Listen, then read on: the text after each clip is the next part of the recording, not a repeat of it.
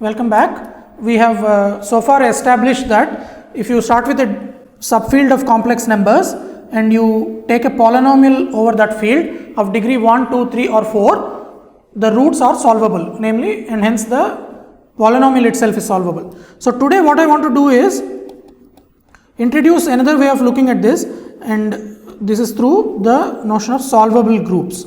Okay, I am going to quickly give you the definition. I won't prove many facts about this, because this is going to be an alternate proof of all the things that we are proving directly. So we have already proved directly that any degree 4, 3, 2, 1 polynomials are solvable. But this is another proof. So let G be any group. So we say that G is solvable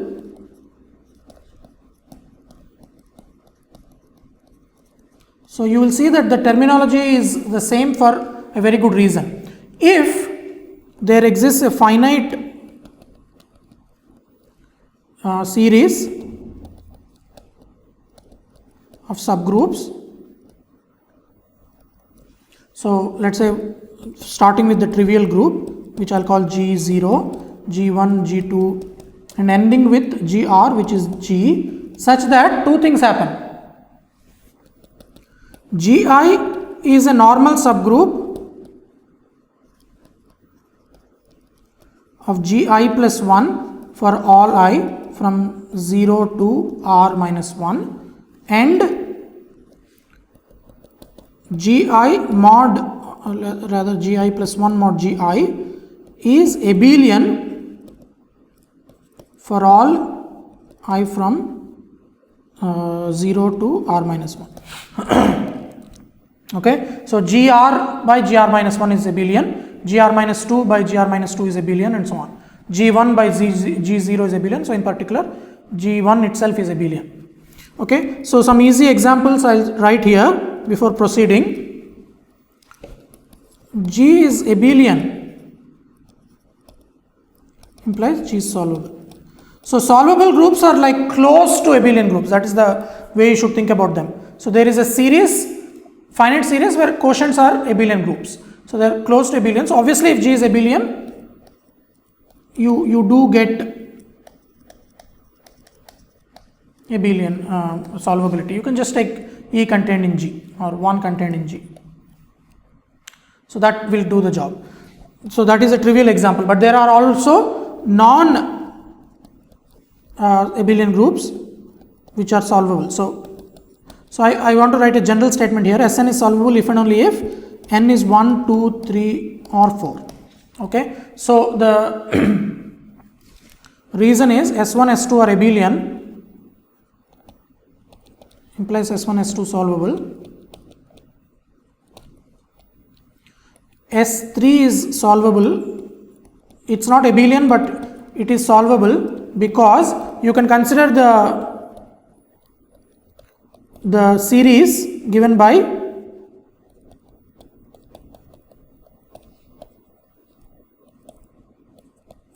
right. So if you take this series, let me use E for the identity element because the indices are already denoted by this. So here quotients, I mean these are all normal subgroups. The quotient here is Z mod 3Z and the quotient here is Z mod 2Z. So this is normal subgroup of index 2 in S3, so quotient is this. So this is solvable. So this is your example of a non-abelian solvable group. S4 is another such example. So here I can take E and I take E 1, 2, 1, 3, 1, 2, 3, 4. This is our group D2 in the previous class.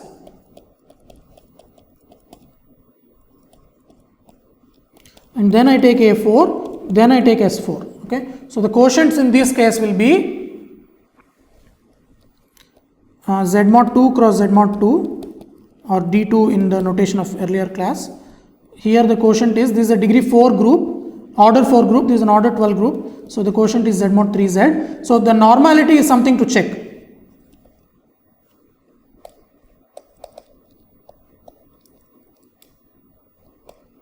So that I will leave for you. So you take any even permutation in S4 and you take conjugate of any element here by that element, you will again land here. Okay, so that is something to check. I don't want to do that now. and here the quotient is z mod 2z. So this is of course normal because degree 2 or index 2, so this is quotient is normal, quotient is abelian, z mod 2z. Okay, so S3, S4 are solvable. Now in general the higher Sn's are not solvable.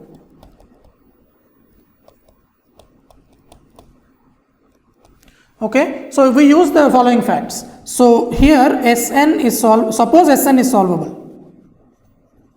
implies An is solvable. Okay, so I am going to see right here see below. So I am going to write a proposition at the end after this, or really exercise after this, which will tell you this. So if Sn is solvable, An is solvable, but An is not abelian. So there must be a non-trivial series. So let's say it is E G1, G2, Gr minus 1, Gr, which is An. So we have R is at least 2, right? Because G is not abelian.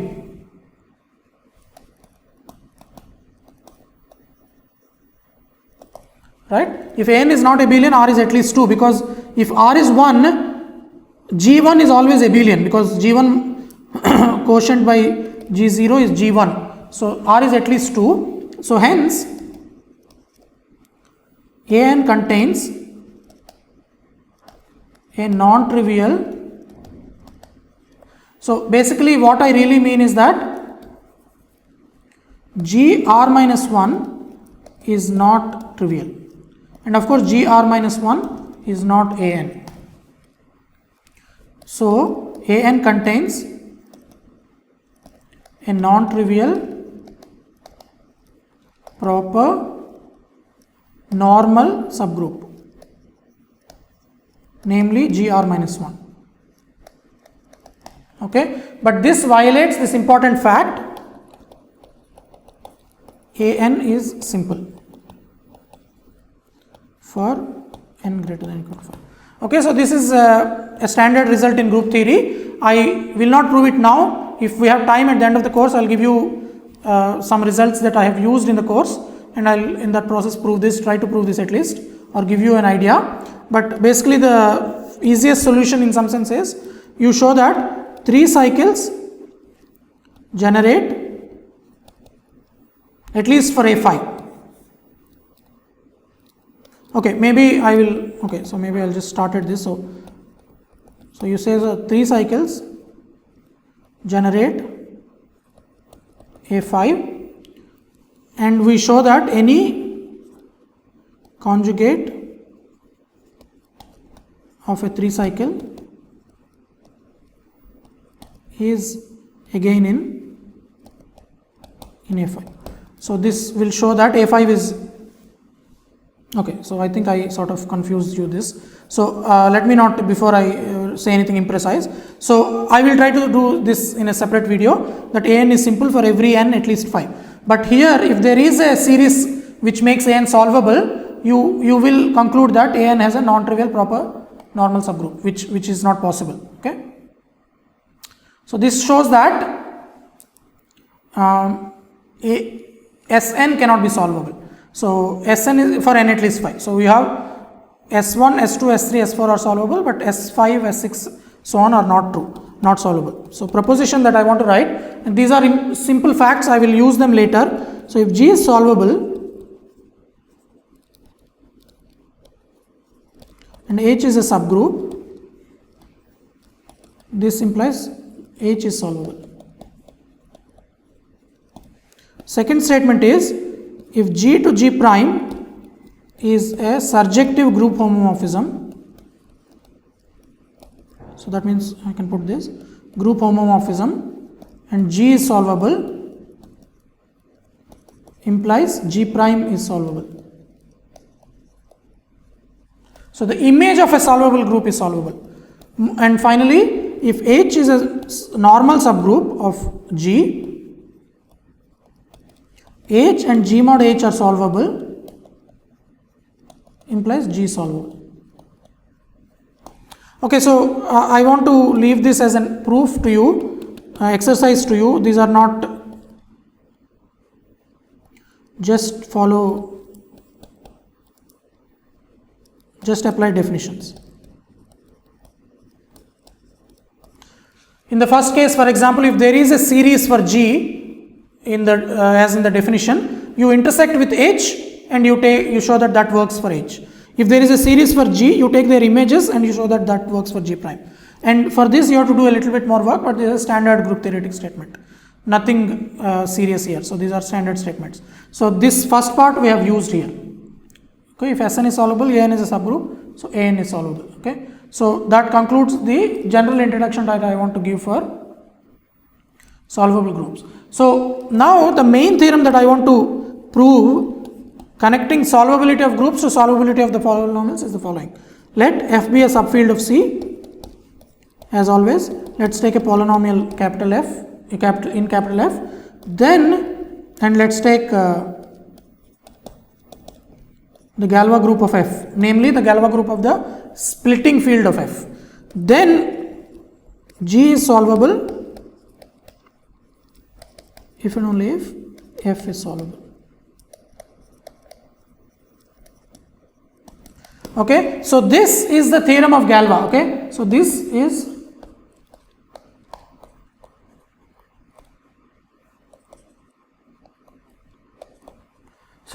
his crowning achievement. So I should really put Galois here.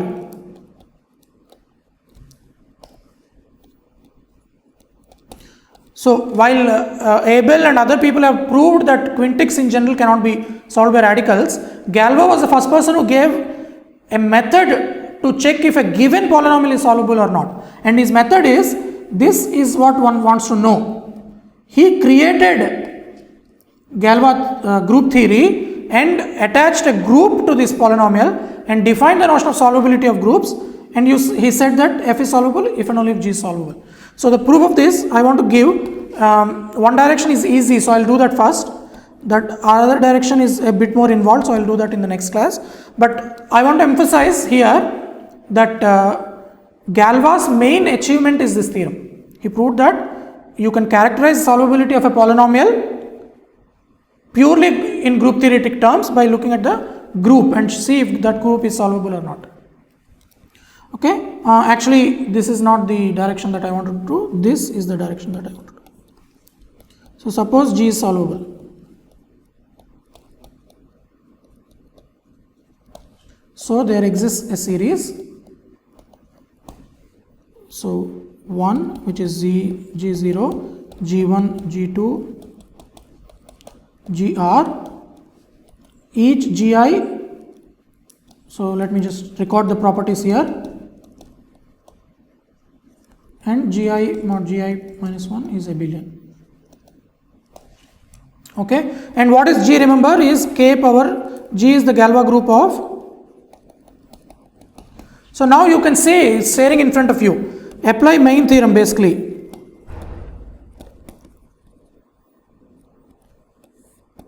If you apply main theorem to Gi, what do you get? So you take k power G, which of course is F. So let's call that F0.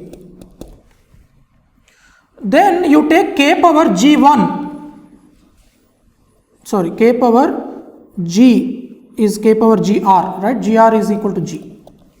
Then you take k power Gr minus 1. Okay, so now I will write the proof here.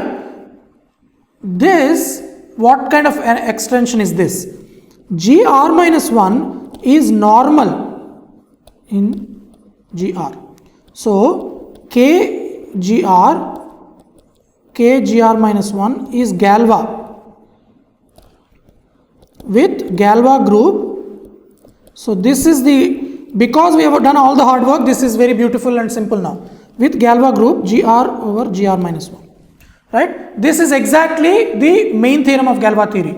You take the Galois group of the entire extension. So here, maybe I will write it here also.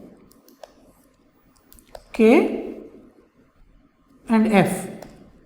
And I am taking the fixed field of a normal subgroup.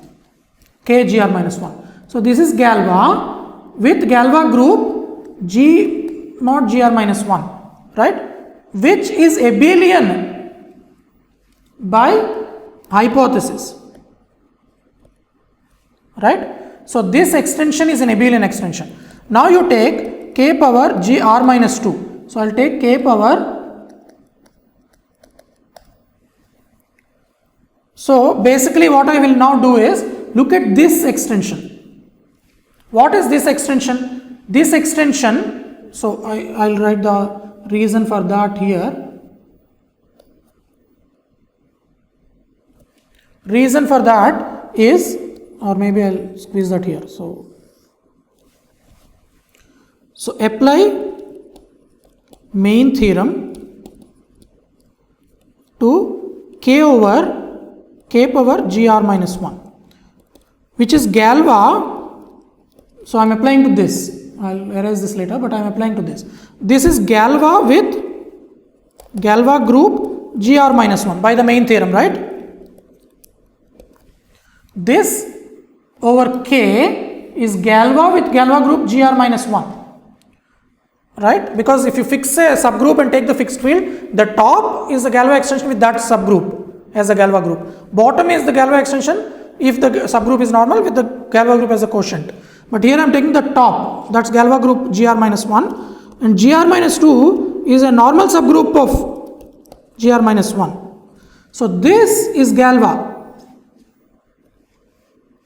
So K GR minus 2 over K GR minus 1 is Galois. With Galois group GR minus 2 modulo GR minus 1, or rather GR minus 1. So this I have to take this quotient GR minus 1 modulo GR minus 2, which is of course abelian, right? So, and we continue like this: k power GR minus 3, k power G2, k power G1, k power G0, which of course is k. G0 is the trivial group, so the fixed field of the trivial group is all of k. And the point of all of this is abelian, this is abelian, this is abelian, this is abelian, right? So all of them are abelian. Now you look at the result on the equivalence of radical extensions. So now apply, so maybe I'll try to finish it here. So now apply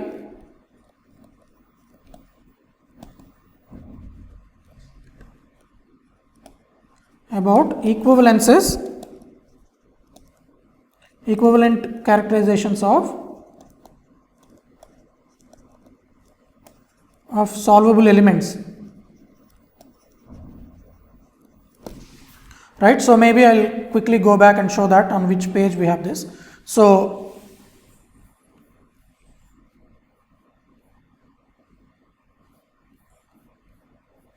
equivalent characterizations are here.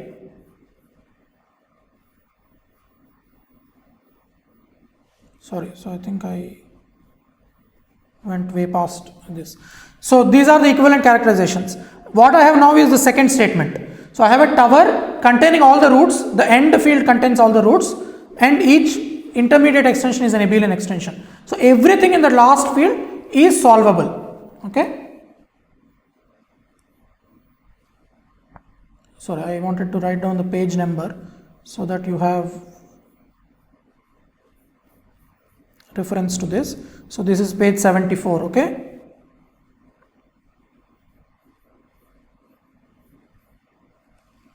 So see page 74. Okay. So if you apply that theorem, you have an abelian extension, you have a tower of abelian extensions, and the last field contains all the roots. K contains all the roots of f.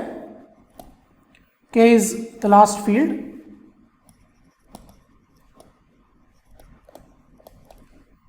Implies, and each, if you want, this is f, f1, f2, fr. Okay. So and each, and fi minus 1 is abelian for all I.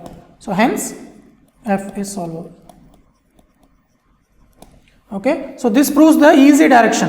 If you have a solvable Galois group, then the polynomial is solvable. So now, as a corollary, before I prove the next other direction, we get a different proof. I said, remember, I will prove every statement about polynomials in two ways. Any polynomial in the polynomial ring Fx of degree less than equal to 4 is solvable. Proof: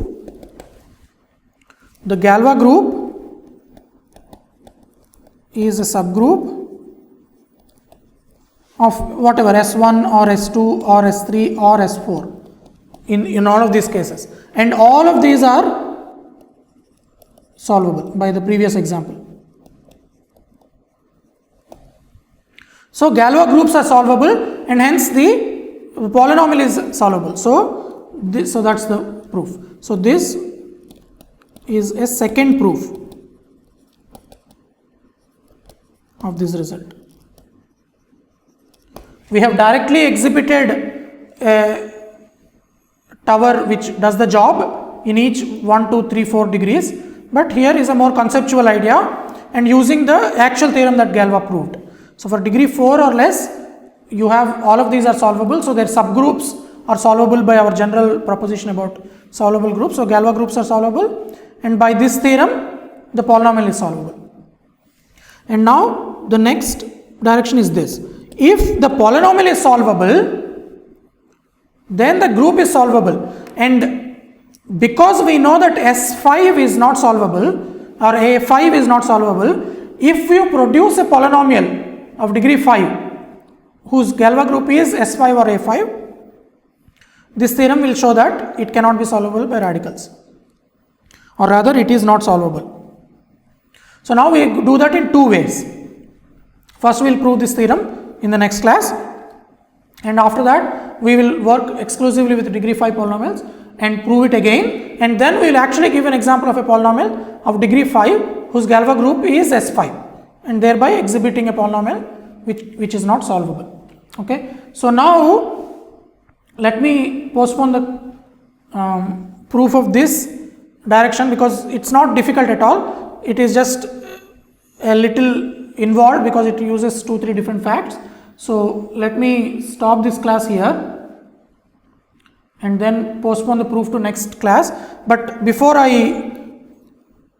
end the class, because I have a couple of minutes, so let me define an important notion which I have never mentioned before. I really should have talked about this earlier. So let's say L1, L2 are subfields of K. They are all fields. So the composite of L1, L2 in K, denoted by this symbol just L1, L2, is the smallest subfield of K containing both L1 and L2. Okay, so this is the composite. So you have K, it contains two fields L1 and L2. The composite is a subfield of the bigger field which contains both of them. And often we are interested in the case when you have a base field F. So in one specific example, in fact this is the only case we will consider. Suppose F is contained in L1, L1 is contained in L2, L1, L2 are contained in K. So you have L1, L2 are both extensions of F and they are both subfields of K. And suppose L1 is F of alpha 1 through alpha r and L2 is F of beta 1 through beta s. Then L1, L2 is nothing but, it is supposed to contain both L1 and L2. So it is supposed to contain all of the alpha i's and all of the beta j's. Okay, so and the field generated by them over F is the smallest field because it contains alpha i's, It contains beta i's and it is the smallest field containing them. So any field that contains both L1 and L2 must contain all of F as well as all of the alpha i's, all of the beta i's. So you have this. Okay, so let me write one exercise here and then we'll stop the video. If L1 over F and L2 over F are Galois, then the composite is Galois. Okay, so the exercise has easy solution. L1 is the splitting field of a separable polynomial F1 over F. L2 is the splitting field of separable polynomial F2 over F. Then you show this. This is the exercise for you. L1, L2 is the splitting field of F1, F2 over F. Okay. So using this idea basically. So then I will also call this an exercise. So if you have two Galois extensions, their composite is also a Galois extension. So I am going to work with composites in the next class in order to prove the reverse direction of this. So let me stop this class here. In the next class we will prove the converse of this theorem, which shows that if F is a solvable polynomial, its Galois group is a solvable group. Thank you.